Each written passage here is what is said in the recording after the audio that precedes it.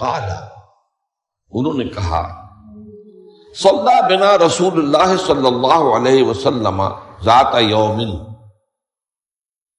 ایک دن حضور نے ہمیں نماز پڑھائی، امامت فرمائی، ثم اقبل علینا بوجہہ، پھر اپنا چہرہ اپنا رخ ہماری طرف کر کے آپ نے گفتگو شروع کی، فوعظنا موعظۃ بلیغۃ،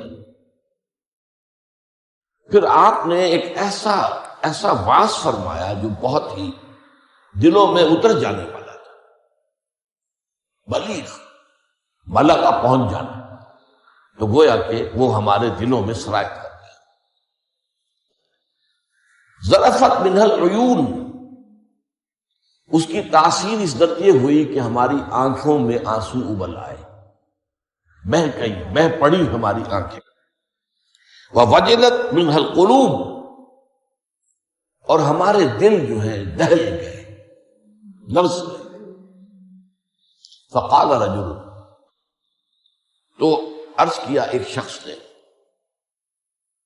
یا رسول اللہ، اے اللہ کے رسول صلی اللہ علیہ وسلم، کأن ہذہ موعظۃ مودع، یہ تو ایسا محسوس ہو رہا ہے کہ آپ کا یہ وعظ وداع کرنے والے کا وعظ ہے، یعنی کہ گویا کہ آپ اب ہم سے رخصت ہونے والے ہیں۔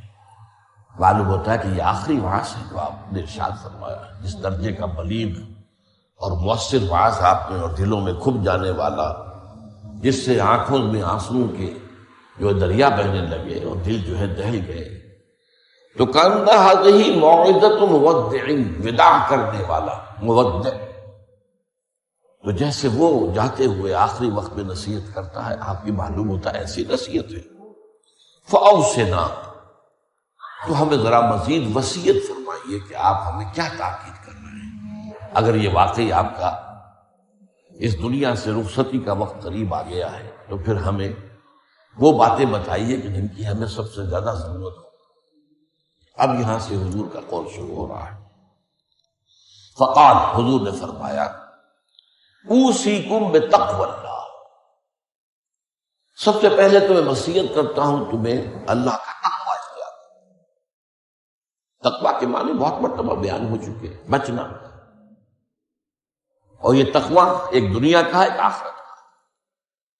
دنیا میں معصیت سے بچنا، گناہوں سے بچنا، اللہ کی نافرمانی سے بچنا، شریعت کے حدود سے تجاوز کرنے سے بچنا، یہ بچنا ہے، بچ کر چل، جیسے کہ کسی گھنے جنگل میں سے گزرنا پڑے انسان کو، اور وہاں کوئی پگڈنڈی بھی نہیں، کوئی راستہ بنا ہوا نہیں، اونچی اونچی گھاس ہے اور درخت ہے، اور اگر وہ امیزون کا ٹاس ہو یا کانگو کا ٹاس ہو تو درختوں سے لٹکے ہوئے بھی سانپ موجود ہو،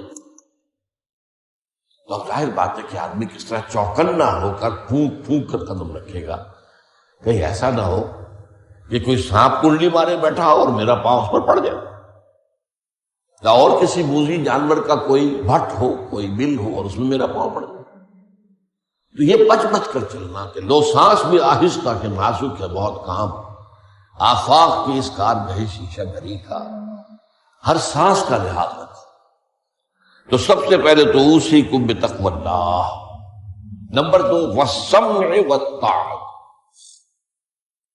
ایک نظم جماعت جو ہے، تمہاری اجتماعیت، صاحب بات ہے میرے بات خلافت ہوگی، ابھی تو تم میری بات مان رہے ہو، میں اللہ کا رسول بھی ہوں، لیکن اب میرے بعد رسول تو نہیں ہوگا، نبی تو نہیں ہوگا، خلیفہ ہوگا، لیکن اس کے لیے بھی سمع و طاعت، اس کا حکم سننا اور ماننا، تاکہ رکھنے نہ پڑے، جماعتی زندگی افتراق نہ ہو۔ اس لیے ایک ظاہر بات ہے کہ United you stand, divided you fall, جب ڈویژن ہو جائے، اختلاف ہو جائے تو پھر ظاہر بات ہے زوال آ جائے گا، اور یہ ہوا ہے۔ حضرت عثمان رضی اللہ تعالیٰ عنہ کی شہادت کے بعد سے وہ ڈویژن ہوگی، شیعان عثمان، شیعان علی، اور پھر آپ کو معلوم ہے خانہ جنگی ہوئی۔ حضرت علی رضی اللہ تعالیٰ عنہ کا جو پورا عہد خلافت جو ہے وہ خانہ جنگی کی نظر ہو گیا، 1 لاکھ کے قریب مسلمان جو ہے ایک دوسرے کی تلواروں اور تیروں اور نیزوں سے ختم۔ ظاہر بات ہے کہ پھر سوال تو شروع ہو ہی جانا. فرمایا والسمع والطاعۃ وإن كان عبدا حبشیا، خواہ تمہارا خلیفہ تمہارا امام چاہے ایک حبشی غلام ہو. یہ نہ سمجھنا کہ تم برتر ہو، اعلیٰ ہو، وہ ادنا ہے، وہ گھٹیا ہے. نہیں، حبشی غلام بھی ہو تو. فإنه من يعش منكم بعدي فسيرى اختلافا كثيرا، اس لیے کہ تم میں سے جو بھی میرے بعد زندہ رہے گا وہ بہت کثرت کے ساتھ اختلاف دیکھے گا کہ مسلمانوں میں اختلاف ہو جائے. اختلاف تو حضرت ابوبکر کے زمانے بھی ہوا، بس بات ہو گئی، اختلاف رائے ہو گیا، پھر فیصلہ ہو گیا، پھر سب عمل کر رہے ہیں. ایسا تو کبھی ہو ہی نہیں سکتا انسانی معاملات میں کہ اختلاف نہ ہو، لیکن اختلاف میں شدت ہو جائے، میری بات لازماً مانی جائے. یہ وہ چیز ہے ایجاب کل ذی رائے برائے ہی، کہ ہر شخص جو صاحب رائے ہے وہ اپنی رائے پہ اڑ جائے اور اسی کو اچھا سمجھے. تو پھر جماعت کیسے چلے گی؟ جماعت میں تو ظاہر بات ہے کہ کثر و انکسار کرنا پڑتا ہے، اپنی رائے کو پیچھے ڈالنا پڑتا ہے، امیر کی رائے کو ماننا پڑتا ہے. تو فرمایا فَإِنَّهُ مَن يَعْشُ مِنكُم بَعْدِي فَسَيَرَىٰ اخْتِلَافًا كَثِيرًا. اب وہ آیا جو اس موضوع سے متعلق ہوتا ہے، فَعَلَيْكُمْ بِسُنَّتِي وَسُنَّتِ الْخُلَفَاءِ الرَّاشِدِينَ الْمَهْدِيِّينَ، تو تم پر واجب ہے کہ میری سنت کو پکڑے رکھنا اور میرے خلفائے راشدین کی سنت کو پکڑے رکھنا. یہ تاکید ان کی سنت کو مضبوطی کے ساتھ تھامے رکھنا. المہدیین، یہ جو خلفائے راشدین ہوں گے یہ مہدی ہوں گے، مہدیین ہدایت یافتہ ہوں گے، ہدایت یافتہ ہوں گے. تمسکوها وعضوها بالنواجذ، دیکھو میری سنت کو اور میرے خلفائے راشدین کی سنت کو اپنے دانتوں سے پکڑ کر رکھو. یہ کچلیوں کے دانت جو ہوتے ہیں کسی شے کو پکڑنے کے لیے، درندوں میں آپ کو معلوم ہے یہ لمبی ہوتی ہے کچلیاں، یہ چونکہ زندہ گوشت کو پھاڑنا ہوتا ہے، زندہ جانور کو یہ کچلیاں ہی ہوتی ہیں جو ان کو پھاڑتی ہیں. یہ آگے کے دانت یہ کام نہیں کر سکتے. ہمارے ہاں چونکہ اب انسان جو ہے کچا گوشت نہیں کھاتا تو کچلیوں کی اتنی ضرورت نہیں ہے، تو چھوٹی رہ گئی ہے، نشان تو ہے. تو فرمایا عضو علیہا بالنواجذ، اپنی کچلیوں سے دانتوں سے اسے پکڑ لو. وَإِيَّاكُمْ وَالْمُحْدَثَاتِ الْأُمُورِ، اور دیکھو ہرگز نئے پیدا ہونے والے معاملات کی پیروی نہ کر، یہ بدعت ہے. میں پچھلی مرتبہ بیان کر چکا ہوں، بدعت اور محدثہ، بدعہ محدثہ یہ ہم مانی الفاظ ہیں. وَإِيَّاكُمْ وَالْمُحْدَثَاتِ الْأُمُورِ فَإِنَّ كُلَّ مُحْدَثَةٍ بِدْعَةٍ وَكُلَّ بِدْعَةٍ ضَلَالَةٍ، اس لیے کہ ہر نئی پیدا شدہ چیز بدعت ہے اور ہر بدعت گمراہی ہے. میں نے اس اعتبار سے آپ کو یاد ہوگا کہ بدعت کے جو اسباب پیدا ہیں وہ بھی کل پچھلی مرتبہ بیان کیے. بدعت کا ایک سبب یہ ہوتا ہے کہ جب دین کا ہماگیر تصور سامنے نہیں رہتا.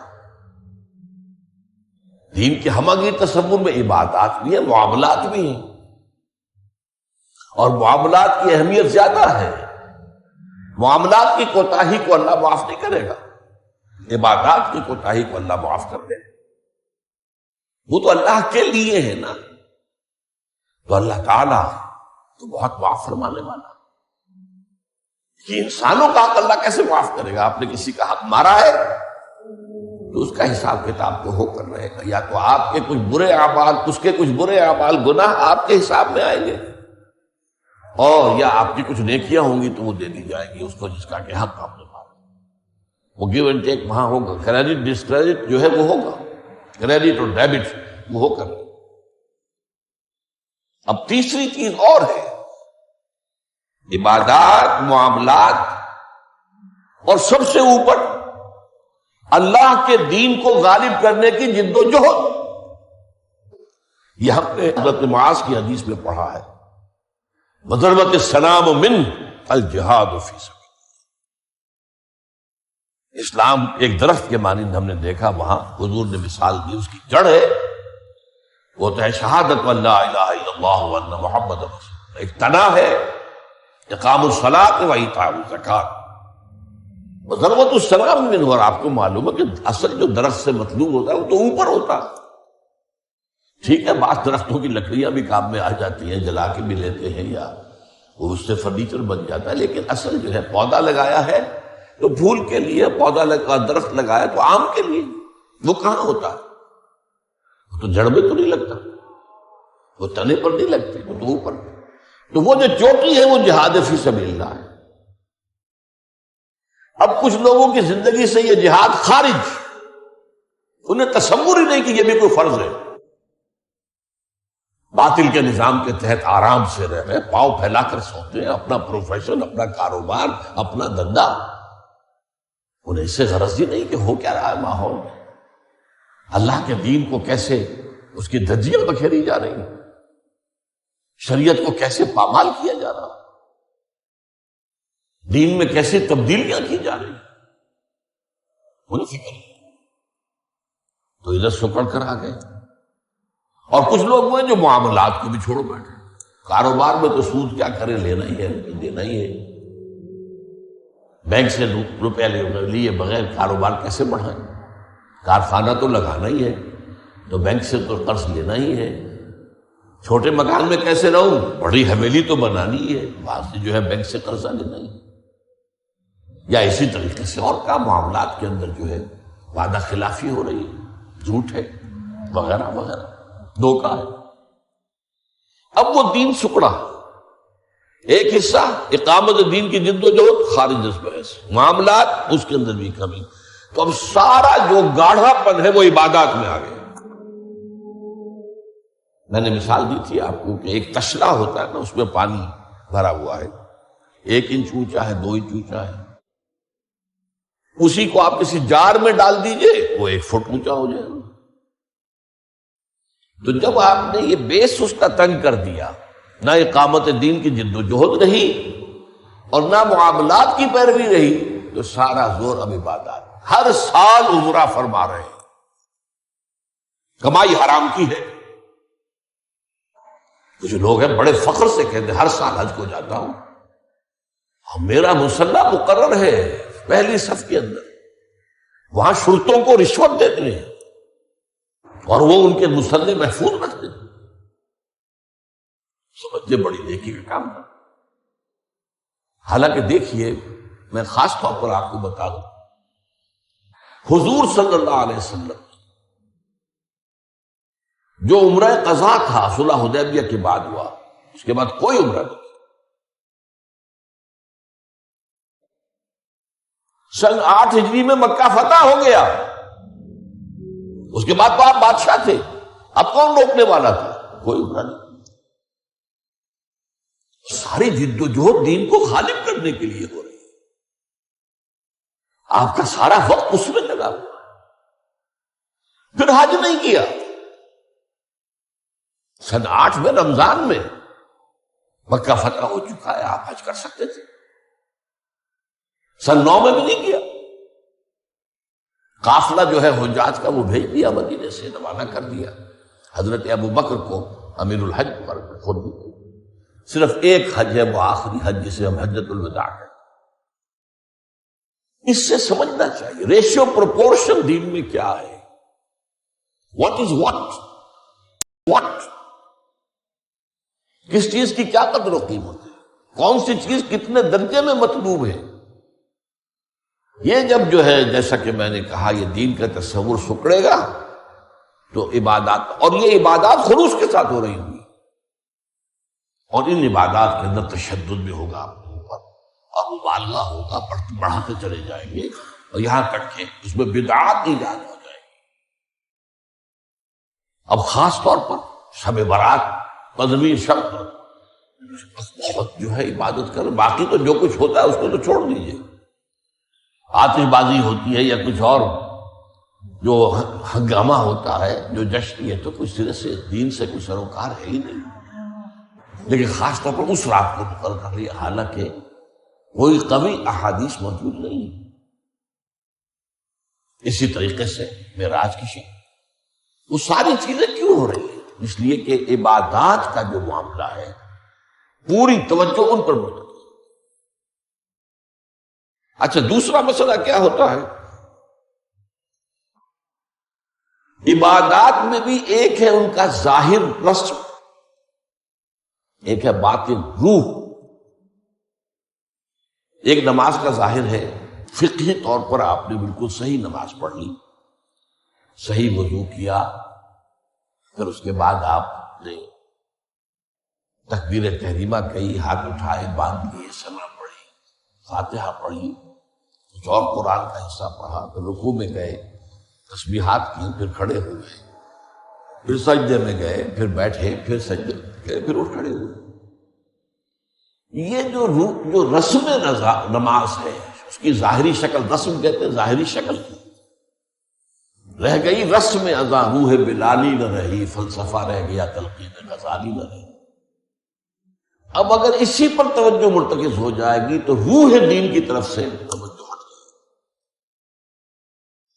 اس ظاہر کے بارے میں تو بڑی نیند میں ہوگی، چھوٹی چھوٹی باتوں کے اوپر اختلاف ہو جائے گا، من دیگرم تو دیگری، یہ کیا کیا تو نے؟ آمین زور سے کہہ دیا، یہ ہماری مسجد میں آیا کیسے تو؟ آئندہ جرات نہ کرنا، ٹانگیں توڑ دے گا، یہ کیا رفع دین کر رہے ہیں؟ چھوٹی چھوٹی